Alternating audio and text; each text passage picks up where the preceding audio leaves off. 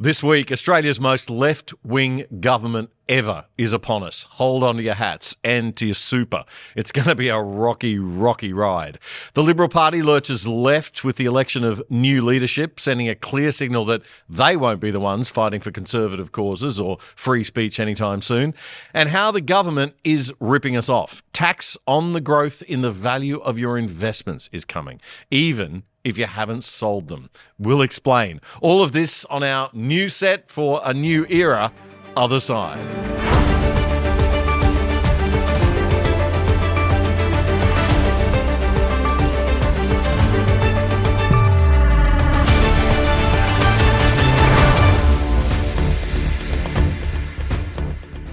G'day Geelong, g'day Mount Gambier, g'day Australia. This is episode 411 of The Other Side for the week commencing Friday, May 16, 2025. I'm Damien Curry. The Other Side is your analysis of the best news and commentary without the woke, and our bias, we always declare it right up front, is sensible centre-right. We explore ideas from the conservative right to classical liberalism to libertarianism, filling the void left by the ABC and the mainstream media. And we definitely do not expect you to agree with everything that's said on the show, because many different things are said. And most importantly, we pay our own way with your voluntary support, which we do need via our website, othersidetv.com.au. A new show drops every Friday night at 7 p.m. Clips from our Friday night shows drop throughout the week around 7 most nights. Two Labor Party ministers were sensationally dumped this week from Albo's leadership team for his second term of government. Sad for them. But the significance of this needs to be underlined. You see, all of this relates to stuff going on behind the scenes that we, the voters of Australia, only get to see the tip of the iceberg of. But the upshot of it all is this. The new Labor government is the most left-wing we have probably ever had. It might even be more left-wing than that of Gough Whitlam half a century ago. And that's saying something. Here's a quote from Whitlam's speech to the ALP Federal Conference in 1973. "We believe that a basic function of government is to redistribute wealth and power in favour of the great majority of Australians who depend on their livelihood, for their livelihood, on their own exertions." Gough Whitlam. That is as pure Marxist as it gets. Except maybe for this 1972 attack on the most important principle of freedom, private ownership. We will make a massive attack on the problem of land and housing costs. The land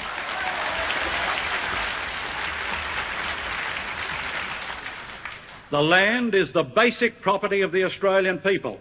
It's the people's land.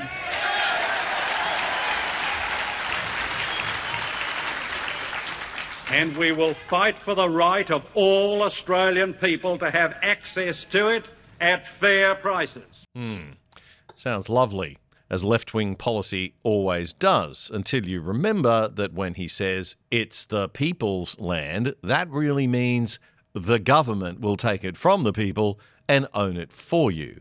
And me and my 5 mates are the government. Then it starts to make a lot more sense.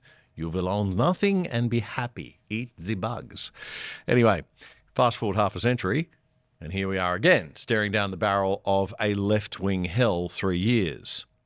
Labor's factions are pretty well defined and linked to unions that provide them with resources and funding. Each of the factions has a different union. The left faction is now totally dominant in the party room, what they call the caucus, the elected MPs, the senators and House of Reps members. In the Hawke era, the right faction was led by Paul Keating and Graham Richo Richardson. They totally ruled. This kept things balanced to stop the party and government slipping too far into the nutty left-wing world of radical Whitlam-style socialism.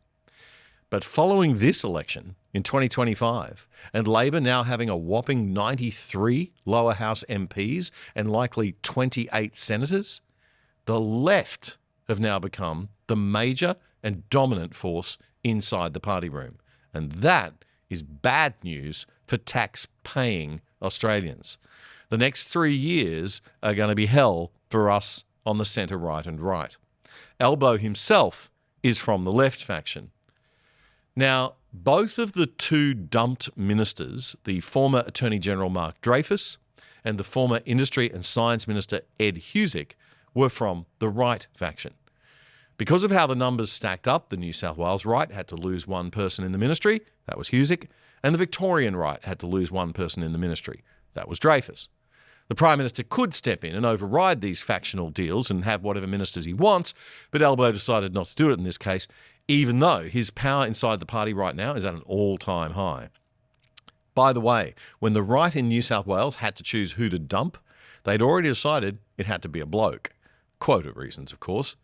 Note the lack of reference to anything actually important or good for Australia, like, merit or talent or actual ability or capability or something, the quality of job they were doing. It's actually the second time that Ed Husic has been dumped in a factional ousting in his career. Back in 2019, he had to shuffle aside to make way for the now long-forgotten Christina Keneally. He took that on the chin back then, he says, but he says the favour wasn't returned this time.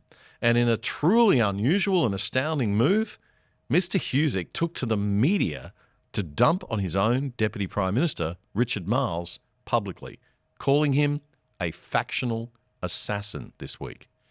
It started with an appearance on the ABC Insiders program last Sunday morning, which was arranged before he was dumped. In that interview, Husic said he was dumped for being outspoken and opposing the leadership during his time in the cabinet, the ministry.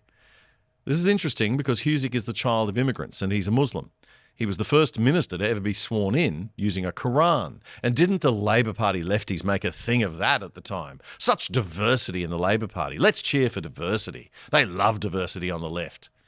Just not diversity of opinion or viewpoints, it seems. You can't celebrate diversity and then expect it to sit in a corner silent.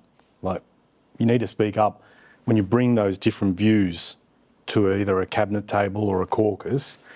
I certainly took the view you need to speak up for the communities that you care about. I certainly tried to help us navigate wretchedly difficult issues, such as what we're seeing has unfolded in Gaza post the horrors of October 7. You know, there have been times where in previous governments there's been very vigorous debate. We had a government that went for 5 terms. We've had people in senior roles in this government that did the same thing as I did, questioned. And I don't think that's an unhealthy thing. And I certainly don't want one of the lessons out of this that you can't question, because I think there's value in doing it. But you're saying Labor's less tolerant of that debate these days? I don't think we can afford to be less tolerant. Was your experience that there was little tolerance for that sort of open debate?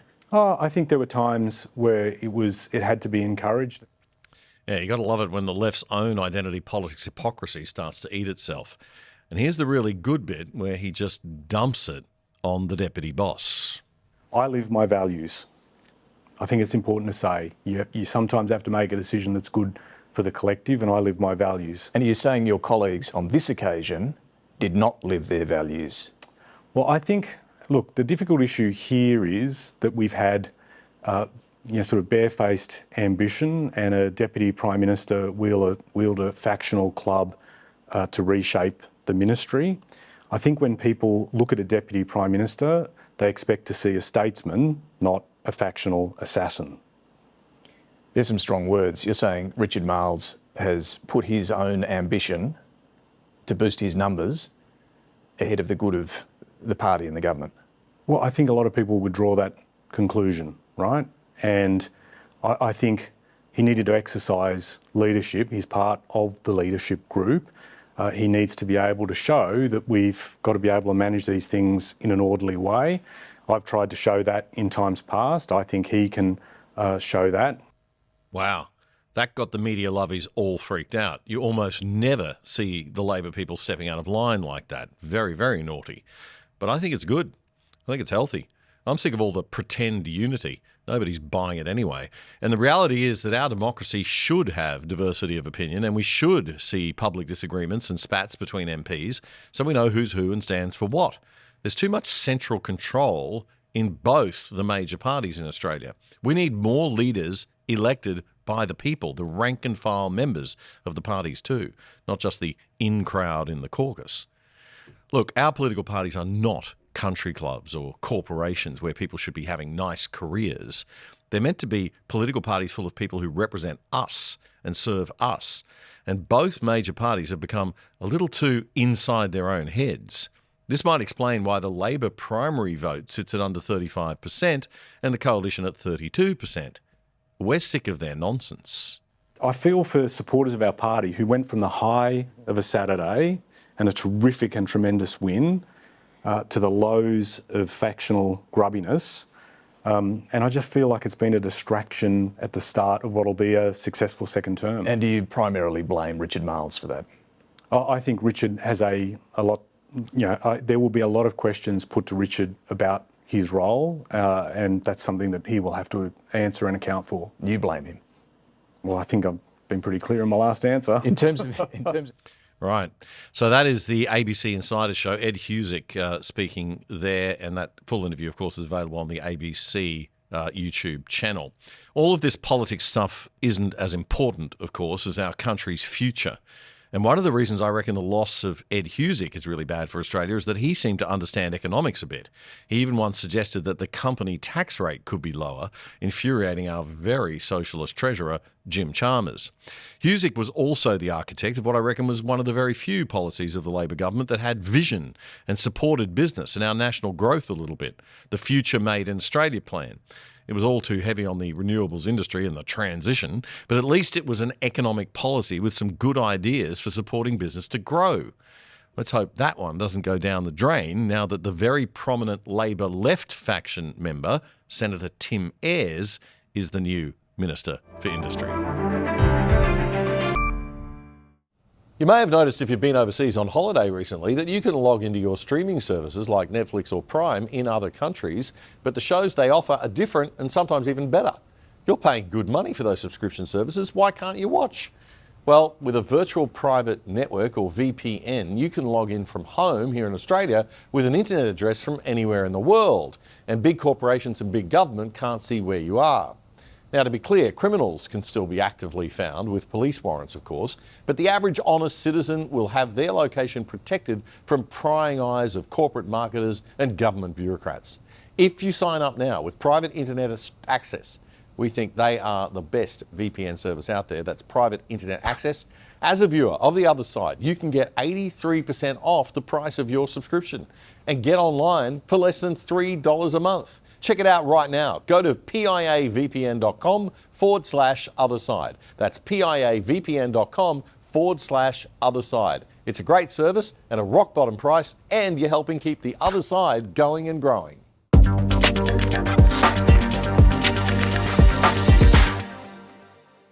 Both the parties that make up Australia's main non-left political coalition, the Liberals and the Nationals, elected their new federal parliamentary leadership teams this week. And in both cases, it was a battle between the so-called moderates, the progressive centre-left-leaning side of the parties, and the classical Liberals and Conservatives, the more centre-right and right-leaning side of the parties. And in both cases, the centre-left-leaning moderate candidates were victorious. Susan Lee, in the case of the Liberal Party, she is the new opposition leader, and for the Nationals, it was the incumbent David Littleproud being re-elected. So he will become the deputy opposition leader once again under the coalition rules where the National Party gets the deputy and the Liberal Party get the leader. Now, I want to play you some of Susan Lee's speech because the news only shows you 10-second sound bites, and I think we need to see a minute or two of it to get a sense of where she's really at. It is an enormous privilege to have been elected the leader of the Parliamentary Liberal Party. I am humbled, I am honoured, and I am up for the job. We listened to the Australian people on Saturday, and we will continue to listen to them around the country. We have to have a Liberal Party that respects modern Australia, that reflects modern Australia, and that represents modern Australia. And we have to meet the people where they are. And that's what I am committed to doing and what I'm determined to do. So let's just analyse that for a bit, because there's a lot in what she just said there in terms of sending a message, a signal about the direction that the Liberal Party and coalition will be going in the next 3 years. When she says a party that, quote, reflects modern Australia, this is a nod to the fact that they will be following, not leading. They'll be listening to focus groups and the polling and doing what Australia tells them to do. They won't be actively moving us in a direction that we should be going or trying to sell fresh and new, slightly risky ideas, giving us medicine we might need to take, even if it tastes bad short term, in order to do the right thing long term. So already we've got a clear indication that the moderates will not be listening to the more conservative arm of the party. It'll be leadership by polling and consensus. It'll be whatever the people want us to be, just so long as we can stay in power. Because if we're not in power, what good are we? Well, if you're in power but you have no spine, what good are you? It's ScoMo 2.0. Even the deputy they chose for the Liberal Party, Ted O'Brien, looks a bit like ScoMo. Now, look, Susan is reflecting a view that many, many people in the Liberal Party hold, but it's not the view of probably about half the party, which is why we saw such a close vote at 29-25. Yes, you do need to listen to the people, but you also need to lead. And if you only listen, then someone else gets to set the agenda, and that would be the left. And they've been setting the agenda for 50 years now in Australia, which is why we are in the mess we're in and why there are too few people under 40 voting centre-right. I want to do things differently, and we have to have a fresh approach. I want to harness the talents of every single person in our party room going forward to develop the clear, articulate policy agenda that does meet Australians where they are, to develop robust policy processes, to value those contributions, and I can't wait to get started, along with Ted, on that important task. I can't help but notice that the coalition moderates are all about bringing the party back together and ending all the nasty, divisive ideological talk. But where's the acknowledgement of the half of the party that's right of centre and thinks Australia needs more centre-right economic policy and conservative social values to progress? It's always about becoming more modern, speaking to modern Australia, becoming the party for modern things, as if modern and new is always better. It isn't, which is why I tried to not use the term progressive when talking about the centre-left or left. It's not always progress. Susan Lee is politically in the same position as an American Democrat, in my view. Maybe not Kamala Harris or AOC, but definitely Hillary. Her record on fighting for liberty and freedom against big government overreach is also not great. In the middle of the war between the E-Karens and the X platform, she even told Sky News last year that she loves Australia's e-safety commissioner and doesn't like Elon Musk. So a champion of free speech, she is not. I'm for X obeying the law, and I'm not for the actions and the statements of our e-safety commissioner being ignored. We back her 100%. In government, we introduced the Online Safety Act. We want to see age verification tools put in place to prevent young people accessing both sinister and also really awful images on the net. And the government needs to progress that. They, for some reason, have stepped back from that age verification. But politicians, I think, are united in being very, very concerned about what our young people see online. And for some young people, there's no problem, and they can accept the context in which they see something. But for others who are vulnerable, it simply is not. It's not safe. And so I'm really disappointed with the approach that Elon Musk and the way he's taken over this company. And it's just a free-for-all, and it's not fair and it's not right. Okay, she's confusing many, many different issues there, which is dangerous stuff. And she finished it with, oh, it's all icky and not right feeling. Well, sometimes the right thing to do doesn't actually feel nice in the moment. I hope her analysis of issues deepens a bit, especially issues around free speech and free media, which are the cornerstone of our liberty. The future of new media like us isn't looking bright if that's the team that's supposed to be fighting for us against the left. Joining me this week on the panel are former sorry, our very good friend and our regular on the show from the Natural Law Institute, Mr. Rob McMULLAN. Rob, it's great to have you back on the show. You were going to say former friend. I was going to say former friend. No, I don't know what I did. You didn't do it. I don't know why I said that. And we have John RUDDICK, who is the Libertarians member for the New South Wales State Parliament Upper House. John, welcome. It's great to have you on the other side. Pleased to be part of this first episode with the new set. Thanks, mate. Now, you were a member, John, of the Liberal Party for over 25 years, so I think we should go to you first. What's your take on this apparent shift to the left that we're seeing from the coalition?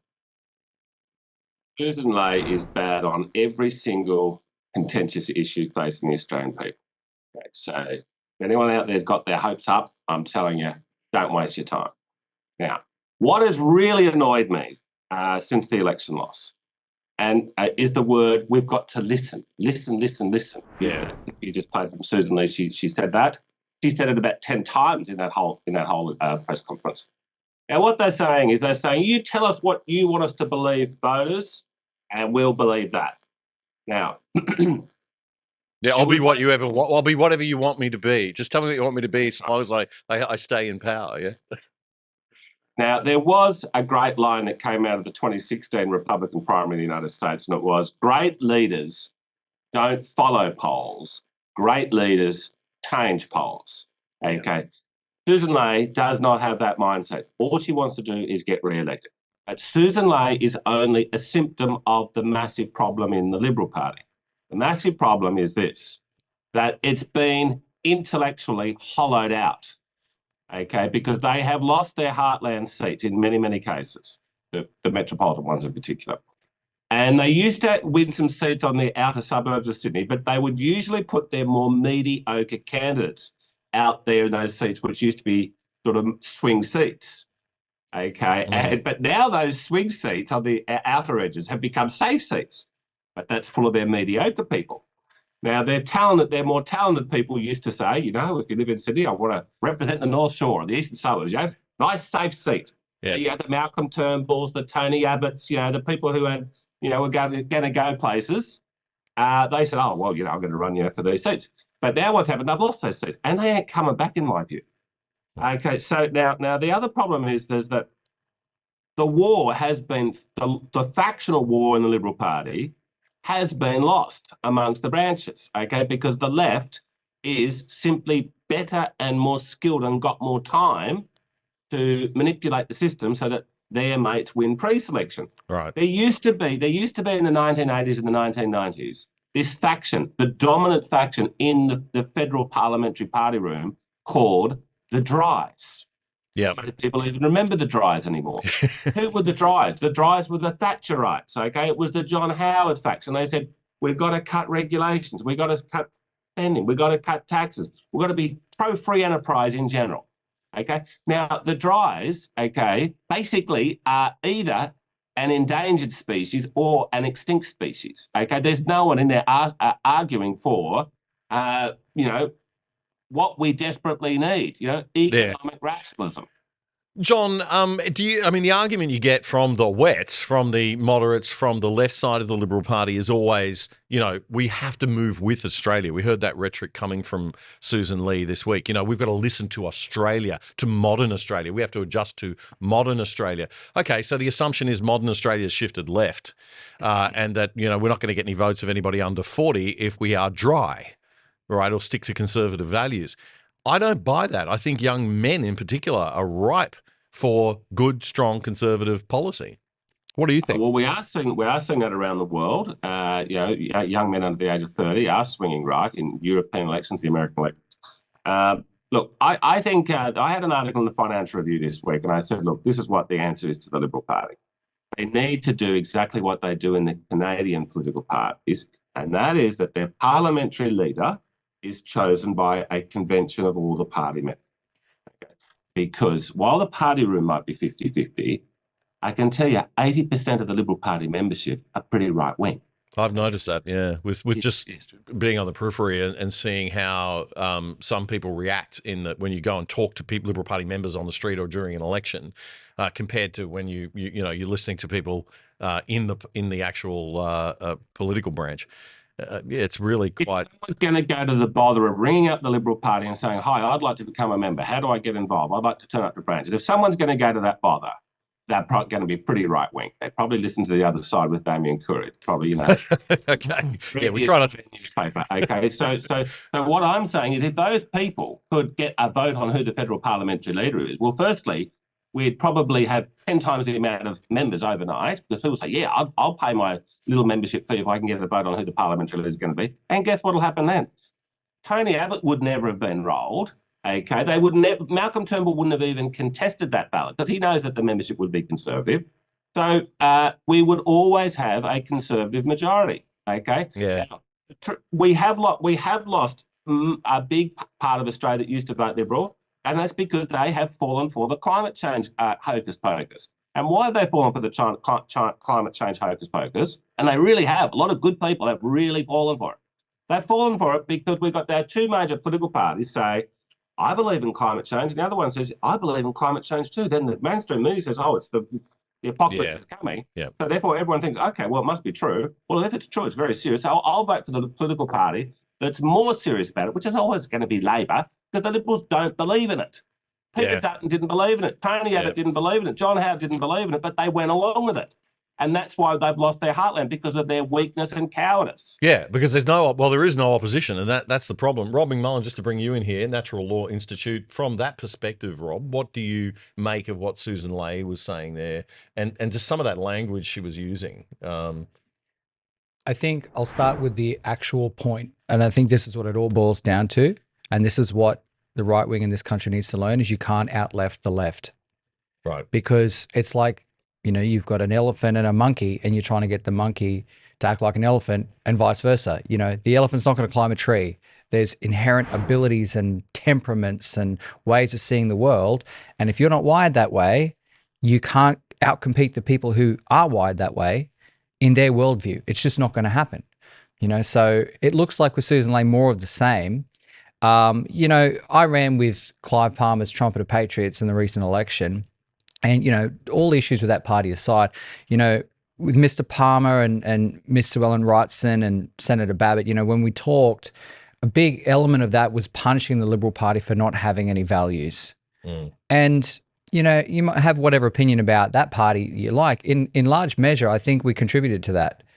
Well, you're a bit younger than John and I, right? So from a Gen Y millennial sort of perspective, what do you think about the assertion that we're not going to win voters under 40 back as a Liberal Party? We're not going to get the under 40s back if we don't, become more left wing, more or less. Do you buy that? I don't buy that at all. I mean, I watched a couple of post-election analyses by Tony Abbott, and he made a comment twice, which I think is very telling. And he said, a leader's job is to, in large part, to convince people that what they want is what they need. And so there is a delicate balance between representation and leadership. You can pull things out of the people that you might articulate things for them in a certain way that it lets them follow you as well. It's not just about saying, well, I'm a leader, but I'm going to lead by following. You tell me what to do and I'll be whatever you want, because you've just got no spine. Yeah. I think we saw that with ScoMo, right? And the people made their verdict on it. Can I also just say, this is, to me, watching Susan Ley's monologues there, the most telling thing is that she used the "it's 2025." It's the current year argument. Yeah. A modern Australia, you listen to every leftist argument, and so many times it boils down to, well, it's the current year, progress and change, and my worldview is a given, and I don't even need to think outside that. And if you do, you're a bad person. You're old-fashioned, you're a fuddy-duddy. Which is automatically disqualifying. Yeah. But it's not automatically disqualifying, because other people have different incentives, and they refuse to see outside it. So at the end of the day, we need to have the fight. We need to say, no, we actually don't agree with your language, we don't agree with your framing, we don't agree with your worldview. We are actually representing something completely outside what you're doing, and we need to find where that conflict settles. All right, Rob, thank you. We're going to take a quick break. We'll be back in a moment with Rob McMULLAN and John RUDDICK. You're watching The Other Side with Damien Coorey. Australia's best independent news commentary show, bringing you up to speed on the issues that matter most. Simply subscribe for free on YouTube by hitting the subscribe button and bell, so you'll be notified whenever we post anything. And to really stay in touch, check out our independent website at othersidetv.com.au. You can sign up for free there too, or join the exclusive side and help support our show for less than $5 a month. This is The Other Side. Well, this week, the Liberal Party, in a move that I just completely cannot understand, chose one of the most centre-left leaning moderates it could possibly choose to be its new leader, in a clear signal that the party fully intends to be seeking to take back the market share that it's lost from the Teals in the inner-city electorates. This strategic direction goes against the lessons from overseas, where the UK Conservative Party has massively shrunk its power and number of MPs and councillors all over the country by doing the same thing, and where a new Conservative Party has emerged to take its place and is, frankly, killing it. Nigel Farage's Reform UK. In America, we saw the Tea Party movement morph over a decade or so into the MAGA movement and take on incredible odds to triumph over the establishment of the Republican Party and the entire Democrat government and political and media machine to ultimately win. And in Canada, the Conservatives took a more aggressive stance, and if not for some fast-moving sneakiness by the left-wing Liberal Party over there, they would have won the last election too. They sure increased their representation and shifted the political debate to the right, and they look set to win the next election. So this decision by the Australian Liberal Party really goes against global trends. Message received, cries the News Corp press this week. Liberals begin fight back with moderate female leader. Okay, but what message was received exactly? The coalition's total primary vote was 32%. And don't even talk about party membership numbers and where they're going. I've got it on good authority that they're at an all-time low. The fact is that they're bleeding out the right side to the minor Conservative parties, who collectively picked up 11% of the vote this election. And they're bleeding out the left side to the Teals, who picked up 7.4% of the vote. But I'd say a lot of those Teal votes come from former Labor and Greens voters too. So if you really received the message, you wouldn't be beginning to fight back with a moderate female leader. You'd probably be fighting back with a Conservative leader, trying to win back that lost 11% first and trying to pick up the blue-collar Conservatives still voting Labor, but fed up with the leftism and woke nonsense. And you wouldn't care at all about gender. A strong female would be great for a change, I guess. A good Conservative like Jacinta Price will get there one day, I'm sure. But gender should never matter too much to the side of politics that's supposed to be the upholder of the values of merit. So who is Susan Lee? I want to talk a little bit about me. And I want to talk about my views of the Liberal Party, because the Liberal Party has shaped the person that I am today. My story is a migrant story. It's a small business story. It's a rural Australia story. It's a story about a mum and a family, and it is a modern Australian story. There's that word again, modern, which means liberal progressive, not classical liberal or conservative. Anyway, a little kindness for Susan this week, as her mum is in end-of-life care, and many of us know what that time of life is like. Talk about everything happening at once for a person. Well, joining me now on the panel this week is the Libertarians member for the New South Wales State Parliament Upper House, John Ruddick, and also in the studio with me, our good mate, Rob McMULLAN, a regular on the other side, Rob McMULLAN from the Natural Law Institute. John, we'll just have a quick chat to you, first of all, about that very point. Do you think that Susan Lee's use of the term modern is a little too frequent, shall we say? Okay, so I just want to clear up a misconception that a lot of people have out there that follow Australian politics. I think that the Parliamentary Liberal Party is divided between Conservatives and moderates, okay? But this is the truth. The moderates believe in nothing, okay? Because if you are a left-leaning, politically interested, intellectual type of a person, you want to get involved in politics, you're not going to join the Liberal Party, right? You would join the Labor Party, you would think, right? Why are these people not in the Labor Party? Labor or Greens. If you are genuinely, you've got left-wing intellectual convictions and you really believe in stuff. Now, who are the moderates? They are people who are careerists and ambitious. So they join the Liberal Party because it's a very successful party, you know, and a similar group, it's 50-50 about whether they join Liberal or Labor for these careerists. Yeah. Okay, like Malcolm Turnbull was 50-50, okay? Yeah. Kevin Rudd thought about joining the Liberal Party, okay? These people don't care, right? No, they just want to be in power, and as long as they get a job, they're fine. And I mean, this is, you were talking just about the possibility of in the previous segment about voting for, or having the members of the party vote for the leader of the party, that would have a positive impact. Another thing that might have a positive impact would be a 12 or 18-year term limits, which might stop some of this careerism, right? Well, look, that'd help. Now, you know, as an incumbent, you know, I sort of conflicted on that particular subject. Look, we at the Libertarian Party, at the end of the day, David, we want to phase the government out entirely. Right? So we don't even. We just need people in here who are going to help us get the government down real small. Yeah. But look, the moderates are careerists who join the Liberal Party because the party's got a lot of trinkets to hand out. It's in Parliament, lobbying, contracts, staffing positions, you know, personal glory. So they join it, okay, but they don't really believe in anything. Now, they pretend to. They go and watch the news and read the newspapers, but that's not really in their heart. What's in their heart? Their personal ambition. So therefore, they think, okay, I need the media to be nice to me since I want to rise, you know, in the party room and get pre-selects and everything. So I'll just mimic what the media say with a little bit of a Liberal Party spin and say, oh, I believe in free enterprise, climate change is important. Okay, now the reason these people win the pre-selections is in the age of social media, the other group in the party, which are known as conservatives, but are just basically people who've got conviction. They do believe in stuff. Now, anyone who's been on social media in the last 20 years, which is everybody who joined the Liberal Party, you know, they might have said something because they really believe in things. They might have said something 15 years ago, which today might seem a little bit, you know, off colour. Okay, so the conservatives rule themselves out. Okay, whereas the moderates say, oh, I'm a clean skin. Yeah. They want to pre-select people who don't have any conviction. So the so-called moderates win, and voila, you end up with Susan Ley as the federal parliamentary Liberal leader. Well, just looking at the numbers, I mean, they're going to wipe themselves out by shifting left, because I can't see how they get to 50%.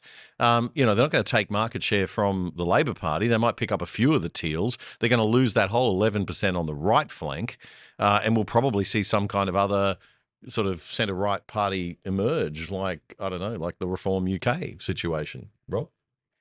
Yeah, exactly. I mean, that has been happening even in Germany. I think the right-wing party's on the verge of being, or has been, got outlawed. Being outlawed. Because they've been cracking down. But you got this, you know, bubbling under the surface all around the world, as that people want some representation for the right wing. And like I said, you can't out-left the left. I'm just going to say it again. If the left, if they accuse the Liberal Party of having a woman problem, you're not going to achieve anything by working within their frame and saying, oh, no, we don't want to look like we've got a woman problem. Let's get a woman leader. If she earned it fair and square, great. Well, it's like, look at Jacinta Price. I mean, just attack Jacinta Price. That's right. You know, oh, she's not a real Aboriginal person. But you don't win against them by giving into their framing. Jacinta Price said, I'd love to make Australia great again. And they came down on her. The best thing you could do is say, no, I believe Australia should be great again, because by objective metrics, we're getting less great, and I don't like it. I don't. The other thing too, the point that we made on the show last week, I think, was, you know, we were talking about that weird analogy with the chocolate milk and the kombucha, that there's these two market segments that are distinctly different. I can't believe you drank it. Yeah, I did drink it, and I spat it out immediately. And the analogy, I admit, didn't work for a lot of people. I got a bit of feedback that this was a bit. I loved it. But basically, you know, the point I'm trying to make is, from a marketing perspective, because that's my background, you know, PR and marketing, you put the two drinks together and you work the total is less than the sum of its parts. You can't. You're trying to sell a Frankenstein policy, Frankenstein strategy, Frankenstein messaging. It makes you less. And so we had that situation with Peter Dutton just looking bloody awful, because nobody looks strong when they're trying to please everybody, right, John? I mean, it's just, you're not standing up for your principles and what you believe in. So you can't look like someone who's got integrity. You can't look like someone who's a strong leader. No, absolutely. Now, you know, both of you gentlemen have given examples of other countries where there has been a bit of a sort of a revolution on the right, okay, and it's all across Europe: Sweden, Austria, Hungary, Italy. Okay, now of course the best of all is Argentina with Mr. McMULLAN. So the macro picture is looking pretty good. Okay, and Australia can often be behind these global trends. Now. In almost all of those cases, the old centre-right establishment became so centrist and weak that they are collapsing, like we're seeing with Britain right now with Farage. Now, it's an interesting situation in Australia because we have, unusually and unhelpfully, this whole splintering off the minor right, okay? Now, that the minor right got more votes across the country than the Greens, but the Greens got 6 senators elected. The minor right the minor right could end up with just 1. Now we might end up with 3 or 4 as well, but it's more likely to be 1 or 2. Well, if the Liberal Party shifts, can I just say, if the Liberal Party shifts left, I mean, my calculation was that the minor right got 11%, and the Greens got about 12, I think, or 11 something. So if some of the Liberal Party right think, well, we don't like this move that the Liberal Party's taking going further left, we're going to go further right, they start voting for the minor right parties, then the minor right parties are going to be bigger than the Greens. Yes, but the great tragedy, the thing that's really, really a handbrake in Australian politics is that, there's about 6 minor right parties. Okay, so we're sort of like, playing Russian roulette with each other, just in a circle, shooting each other. So that's called a problem. Now, all right, look, I get this question all the time, John Ruddick from the Libertarians. I'm just going to put it to you. Everybody comments online, why don't you guys get together? Why don't you get organised? I often reply that because we have preferential voting, it doesn't really matter because you can put them in any order and you like, but it does matter because there's not a unified message and the organisational structure's not there, right? Well, look, theoretically, you're right about the preferences, but look, the tragedy is that the minor right could not have done more in 2022 and 2025 to say, look, if you want to vote for one nation, make sure you put the Libertarians second and the Trumpets third and Christians fourth, and then put the Liberals ahead of Labor. But only about half of them do it, Damien. Okay, that's the cold, hard reality. And other people out there, they might love the Trumpet of the Patriots. So what they'll think they're doing the right thing, they'll vote 1 Trumpet Patriots, 2 Liberal Party. Then they'll put Libertarians 3 and 1 Nation 4. Because they don't understand how it works, probably. Or that's a reality. Now, this is how we solve this great dilemma, gentlemen. What we need to do, let's say there's 6 minor parties on the right. We have a meeting in the Brisbane Town Hall, the Sydney Town Hall, about 6 months before the next federal election, and we invite all the party members. So we might have 3,000 people there in the Brisbane Town Hall. Have all the One Nation members, all the Libertarians, all the Trumpet people, Christians, the shooters, everybody. And you turn up, you get a vote. Now, every participating party gets to put forward who they believe should be the leader of a joint coalition of the minor rights Senate ticket. Okay, so each One Nation puts up a candidate. Trumpets put up a candidate. Libertarians put up a candidate. So we go and have this grand primary, and everyone's going to give a 10-minute speech, just like a Liberal Party pre-selection. Give a 10-minute speech, 10 minutes of questions. Okay, you're off the stage. Next one up. We hear from all 6 of them. Now, I believe that most people in that room are not going to vote for the party's candidate that they belong to, although some will, but most will vote on merit. And it'll be a question, look, who do we agree with? And who's a good speaker? Who's sort of like going to be popular with the voters? Okay, then we work out. Now, it might be that, say, the Libertarian comes first in Queensland. So then they are on, you got a Senate coalition ticket. Or if you do it with a party rank and file vote, right, like you were talking about before, get all the party memberships to vote, All the party memberships. Yeah. Well, so that's why there'd be a few thousand people there from the minor right. Yes. Yeah, right. Sorry. I'll vote on merit, and we have one big unified joint ticket. Okay, and that's sorted it out through democratic reform. So that's what I'll be working on in the next 3 years, gentlemen. All right, sir. Good to talk to you. We'll take a quick break and we'll come back in a moment with more on the other side. I want to tell you about a fantastic initiative that's happening out of Canberra right now. It's called the Awards for Men in Leadership. The awards are given out on International Men's Day, which is November 19. They're designed to combat the increasing denigration of masculinity in our culture and the widespread discrimination against males inside and outside the workplace. The goal is to lift the well-being of boys and men and facilitate healthy collaboration between men and women. The awards for men in leadership are designed to inspire men to make a bigger contribution to family and community and to elevate positive male role models. There's a $10,000 scholarship for studies and professional development, public recognition for the winners, and a year of mentorship and executive coaching for each recipient. It's targeted at young men and middle-aged guys who fought their way up from some other kind of disadvantage. This is the 3rd year of the awards and it'll be the biggest yet. To find out more, just search up the Awards for Men in Leadership on Facebook. The Other Side with Damien Coorey is Australia's best independent news commentary show, bringing you up to speed and diving deep on the issues that matter most in around an hour. So you don't miss a thing. Subscribe now to our YouTube channel at Other Side Oz by clicking the button and the bell below the picture frame. And follow us on X now at Other Side Oz. That's AUS at Other Side Oz. It's free. This is The Other Side.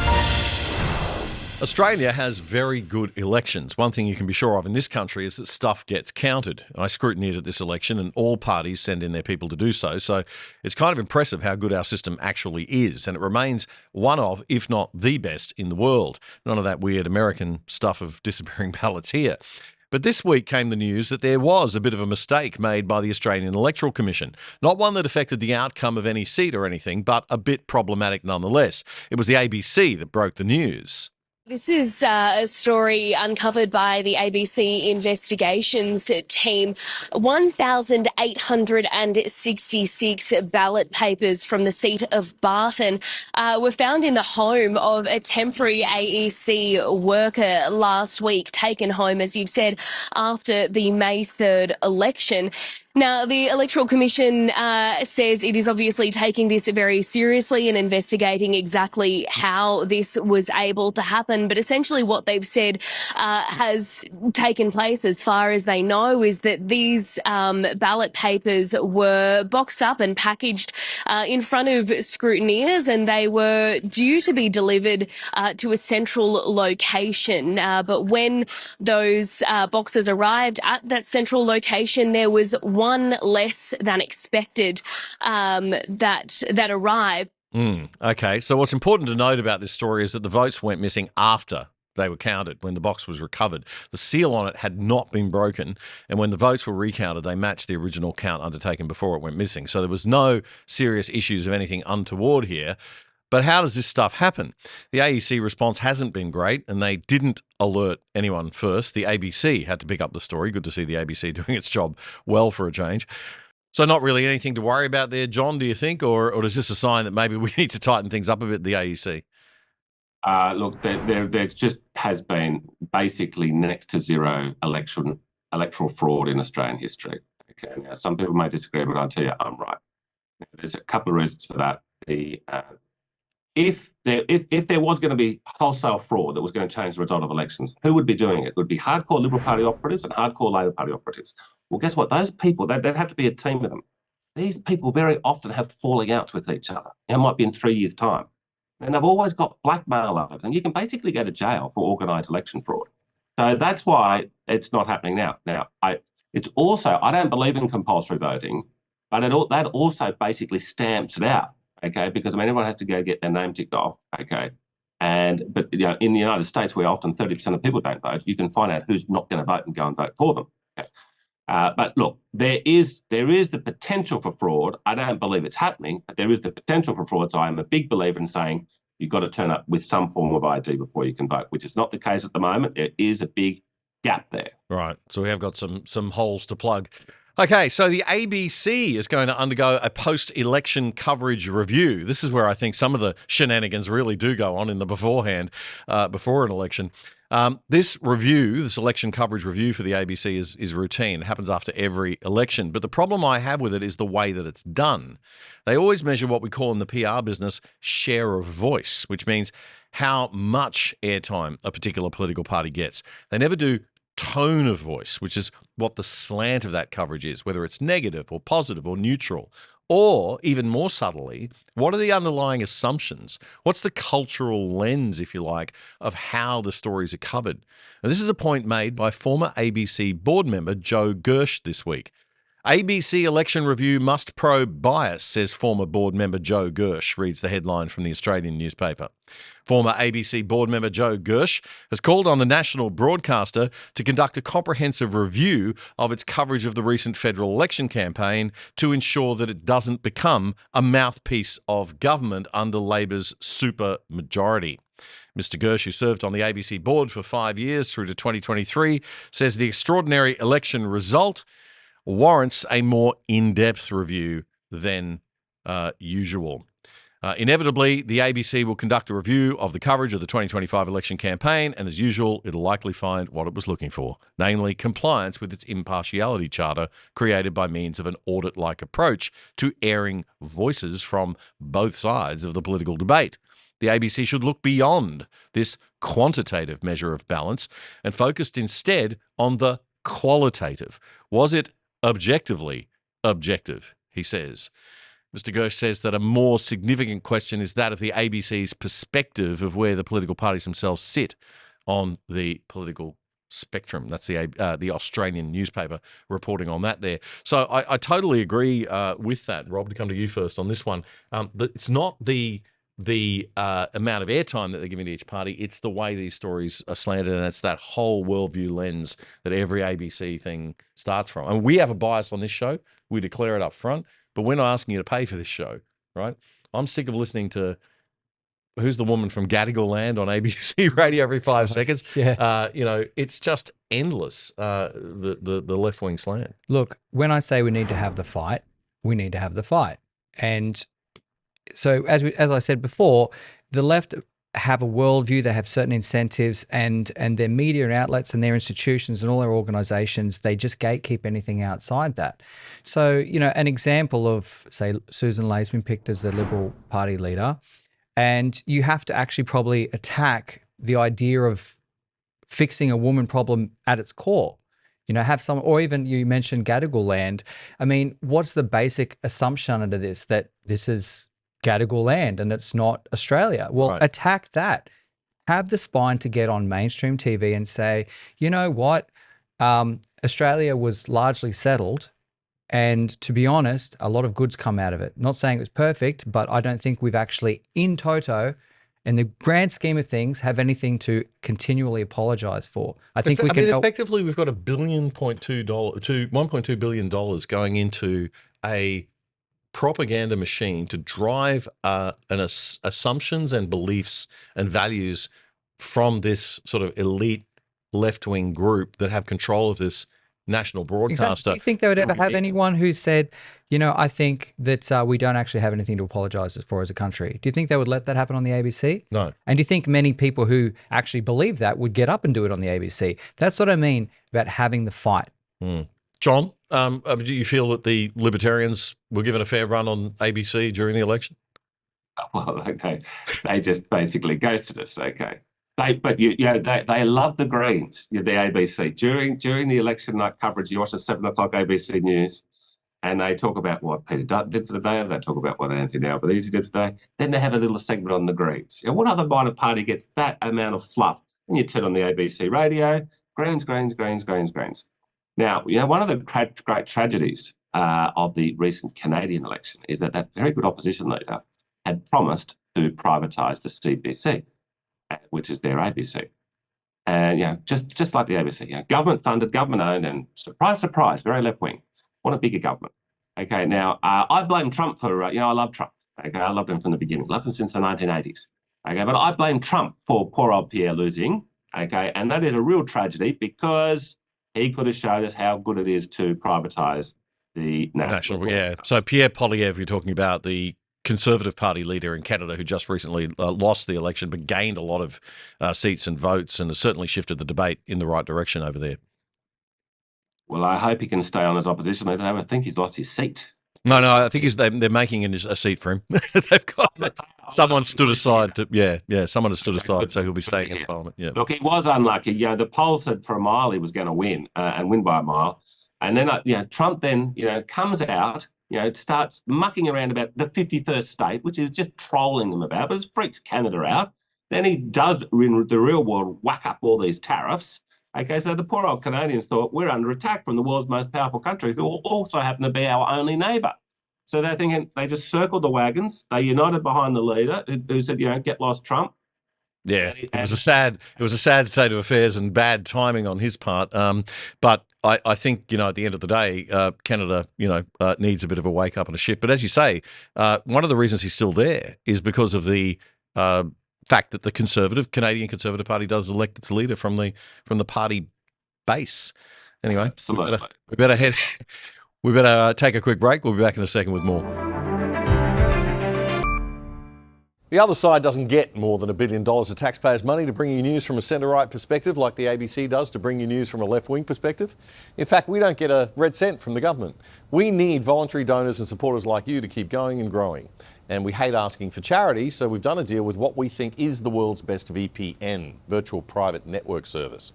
It'll keep you and your family truly safe without slowing down your internet speeds, and you can watch Netflix or other streaming services using your regular accounts with them as if you're viewing from any country in the world. And you can sign up for less than $3 a month and get a whopping 83% off the normal price.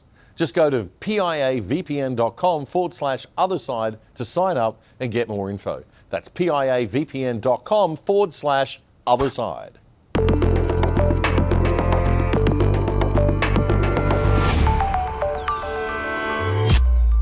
Tax on unrealized capital gains is coming. Our new very left wing of the party-dominated Labor Party will be implementing it. It's an insane concept. It's when the government taxes you on your investment's capital growth in a year, not the income that you get from your investments, but the gain in the market value of the investments. So if you've got a house and it goes up from being worth $800,000 to $900,000 in a year, you'll be forced to pay tax on that $100,000, even though you haven't sold the house or got the money yet. Now I know that sounds nuts, because it is nuts. As Damon Hayhow from the Liberty Itch podcast writes this week, unrealized literally means that the money doesn't exist. It's pixie dust, pure fantasy, a hypothetical thought experiment. No money has been realized with which to pay the tax bill. Hayhow says it gets worse because it'll be the government itself that'll be deciding the new value of your assets and your imaginary profits. So the same people to whom the tax is going to be paid will be the ones deciding on it. And it gets even worse because it kills the compounding effect. You get a compounding effect when you don't withdraw gains out of an investment over time. You know, your interest compounds and you get really good gains over time. So it's a bit of a complete disaster. John, to you first on this one. They're really going to do this, right? Unrealised capital gains tax. It's a frightening step. This is a pretty serious slide towards socialism here. Now, what they're saying is, oh, it's only going to affect 80,000 people. But you know what? And look, it's difficult to know, but they reckon that each of those 80,000 people with the super fund might have to pay $50,000 a year in unrealised capital gains tax. Whoa. Now, sorry. It's a lot, yeah. Yeah. Well, now another thing is, you know, a lot of these, and they're saying, oh, it's just on balances over 3 million. And they're saying, oh, well, who cares? You know, most people aren't over 3 million. Look, but it's not indexed to inflation. So like in 20 years, there'll be a hell of a lot of people on 3 million.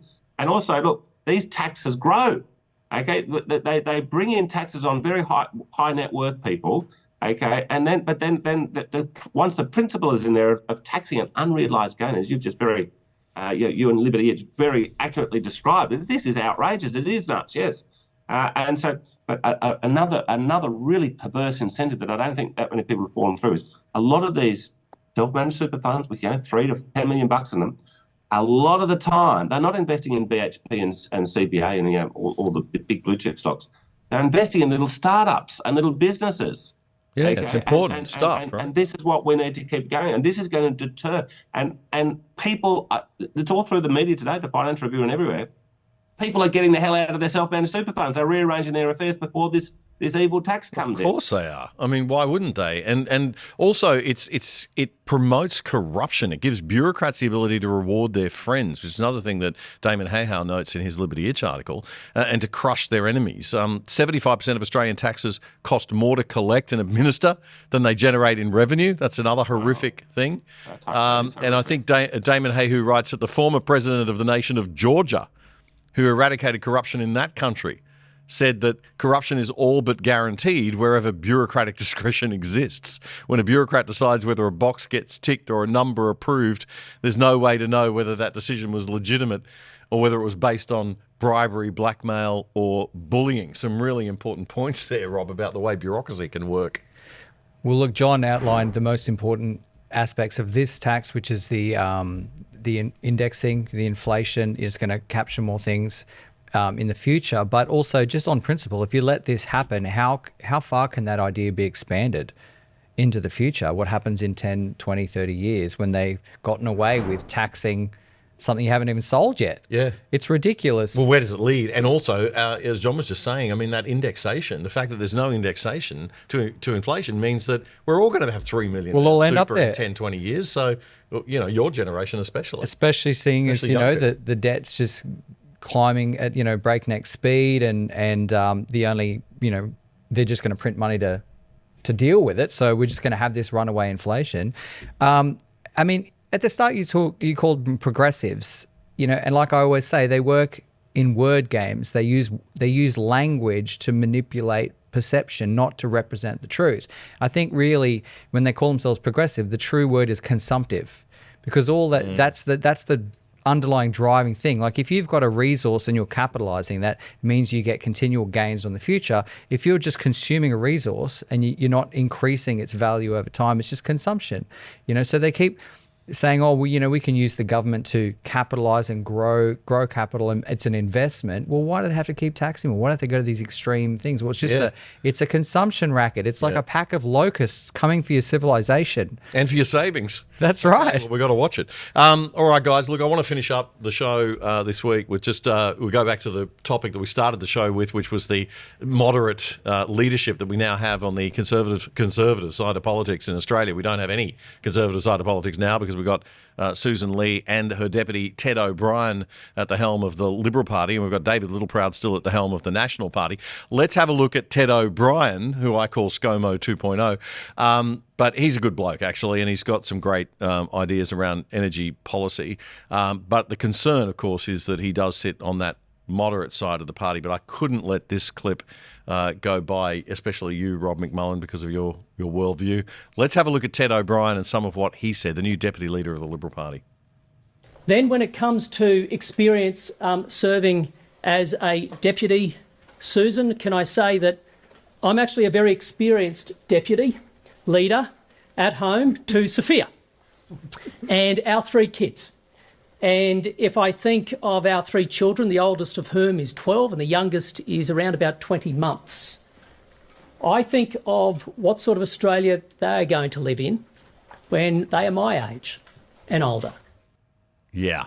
So, you know, I don't know why it can't be that Sophia and he are equal partners in raising their children. What is this thing in Australia with men being the deputy or him trying to defer to the almighty female? I get what he's trying to do here with Susan Lee as the first female leader, but I thought that you might enjoy that clip, so I thought I played it for you.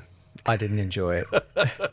Tell us what's wrong with it. The most grace I could give it is that at the end of the day, you know, natural law is all about cooperation, which in economic terms like the division of labour. So there is a division of labour between, you know, men and women generally, in generalities.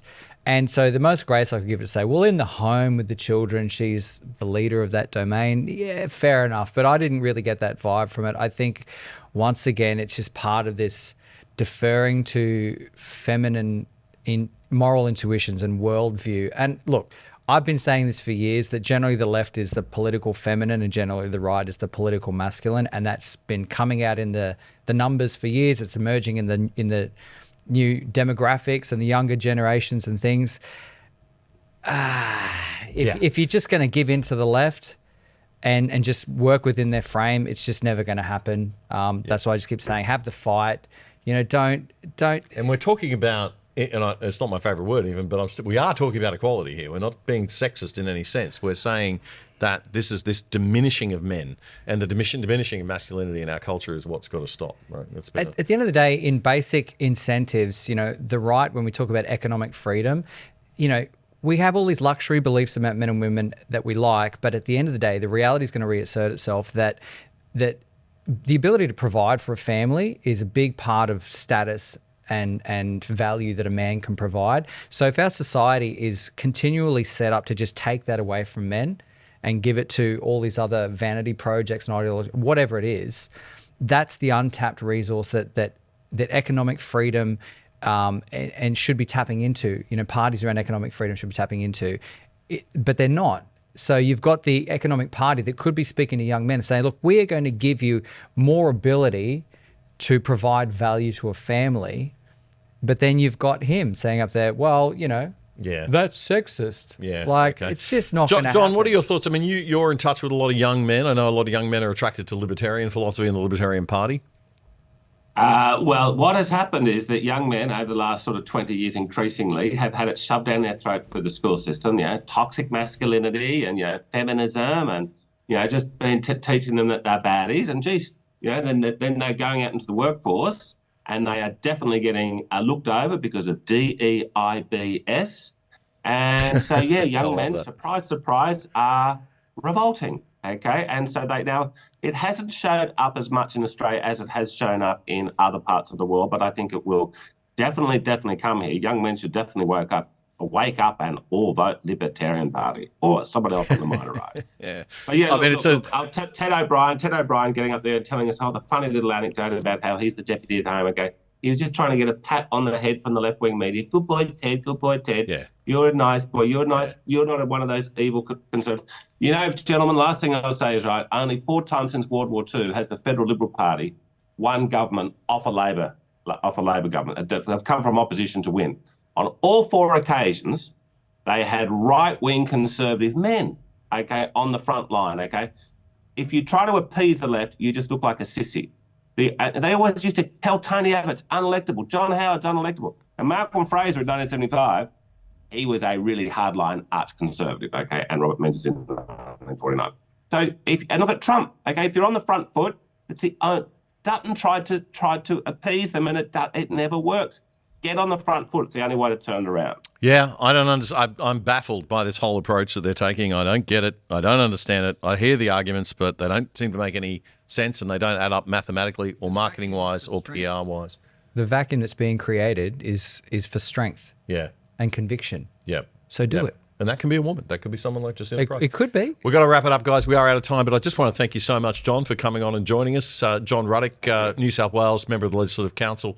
Thank you so much from the Libertarians and also from the Natural Law. I keep saying national instead of Natural Law Institute, global organisation, the Australian spokesperson for that, Rob McMULLAN. Rob, a regular on the show. Thanks for coming in, mate. We'll see you again soon. Pleasure. Take care. The Other Side with Damien Coorey is Australia's best independent news commentary show, bringing you up to speed on the issues that matter most. Simply subscribe for free on YouTube by hitting the subscribe button and bell, so you'll be notified whenever we post anything. And to really stay in touch, check out our independent website at othersidetv.com.au. You can sign up for free there too, or join the exclusive side and help support our show for less than $5 a month.